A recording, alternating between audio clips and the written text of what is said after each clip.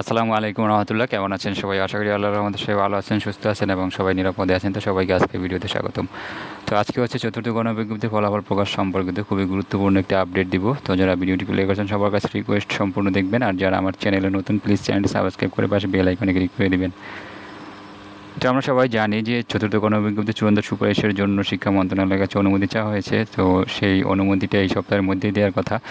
তো সর্বশেষ যে তথ্যটা পাওয়া গেছে এই বিষয়ে যে কবে ফলাফলটা প্রকাশ করা হবে, সেটা হচ্ছে আগামীকালকে ফলাফলটা প্রকাশ হতে পারে, হওয়ার সম্ভাবনাটাই বেশি। এই সম্পর্কে পত্রিকায় যে নিউজটা আসছে সেটা আমি আপনাদেরকে দেখাই।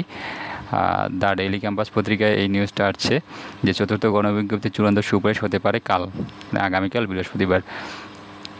দেশের বেসরকারি শিক্ষা প্রতিষ্ঠানে ২৭,৭৫৪ জন শিক্ষক নিয়োগের চূড়ান্ত সুপারিশের অনুমোদন চেয়েছে বেসরকারি শিক্ষক নিবন্ধন প্রত্যয়ন কর্তৃপক্ষ এনটিআরসি। আগামীকাল বৃহস্পতিবার মন্ত্রণালয় থেকে এই নিয়োগের অনুমতি দেওয়া হতে পারে।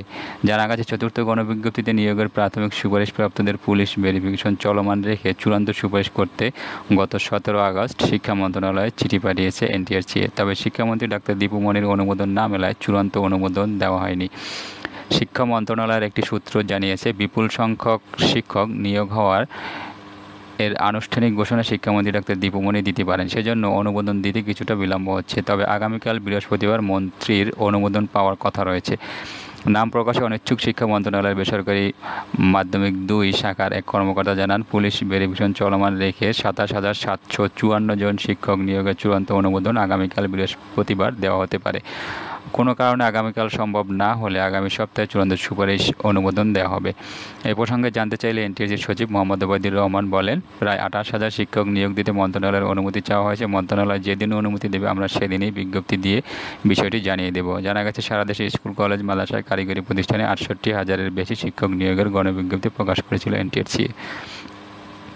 তো আগামীকালকে সম্ভাবনাটা আছে, মানে যদি শিক্ষামন্ত্রী অনুমোদন দেয়, তো অনুমোদন দেওয়ার সম্ভাবনাটাই বেশি আগামী দিন, যেহেতু সপ্তাহের শেষ দিন, এই দিনে একটা সম্ভাবনা আছে।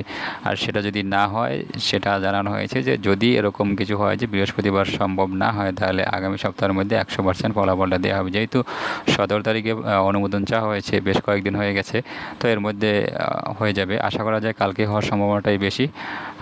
আমরা আশা করব এটাই যে কালকে যেন ফলাফলটা হয়ে যায়, আর আগামী সপ্তাহ আর করতে না হয়, এই কথা আমাদের আর শুনতে না হয়, এটাই আসলে আশা করছি আমরা, যেন আগামীকালকে ফলাফলটা চলে আসে, আমি প্রত্যাশাই করছি।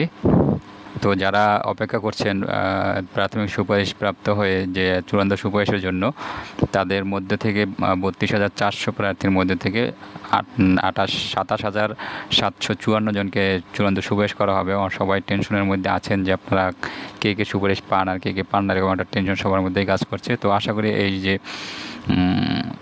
তো আপনাদের এই টেনশনের মধ্যে যারা আছেন তাদের সম্পর্কে একটি কথা বলে রাখি যে এই যে ৩২,০০০ থেকে ২৭,০০০ পর্যন্ত চলে আসলো, ২৭,৭৪০ পর্যন্ত, ৫৪ পর্যন্ত, এখান থেকে যাদেরকে বাদ দেওয়া হয়েছে তাদের মধ্যে হচ্ছে যাদের বয়স ৩৫+ হয়ে গেছে, মানে ২০২০ সালের মার্চের ২৫ তারিখের আগে যাদের বয়স ৩৫ বছর হয়ে গেছে, এবং যাদের আইসিটিতে যাদের হচ্ছে কম্পিউটারের ৬ মাসের কোর্স ট্রেনিংয়ে, তাদের বাদ দেওয়া হয়েছে, এবং ফাজিলে যাদের 3rd ক্লাস আছে তাদেরকে বাদ দেওয়া হয়েছে, এদেরকেই বাদ দেওয়া হয়েছে। এছাড়া অন্যান্য যারা আছেন তাদের কিন্তু বাদ দেওয়ার সম্ভাবনা নাই। তো আপনাদের আর টেনশন করার কিছু নেই, শুধুমাত্র এই 3টা বিষয়ে শুধুমাত্র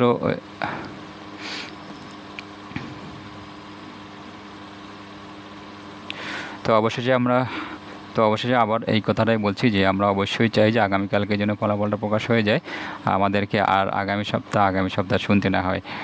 তো সম্মানিত ভিউয়ার্স, যারা আছেন প্রাথমিক সুপারিশ প্রাপ্ত, সবার জন্য শুভকামনা থাকলো যে সবারই যেন চূড়ান্ত সুপারিশ হয়, সবাই যেন শিক্ষকতার যে মহান পেশা সেখানে সবাই যোগদান করতে পারেন, এই প্রত্যাশা করেই আজকের মতো ভিডিওটি শেষ করছি। সবাই ভালো থাকেন, সুস্থ থাকেন এবং নিরাপদে থাকেন, এই প্রত্যাশা। আল্লাহ হাফেজ।